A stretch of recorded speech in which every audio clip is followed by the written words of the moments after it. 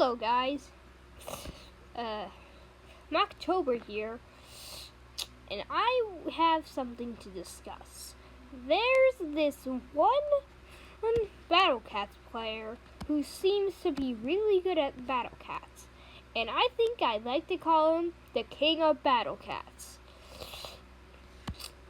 If you look at his popular uploads, you can see how well his Battle Cats can be, and it's stronger than any other cat in the world. So could this possibly mean something?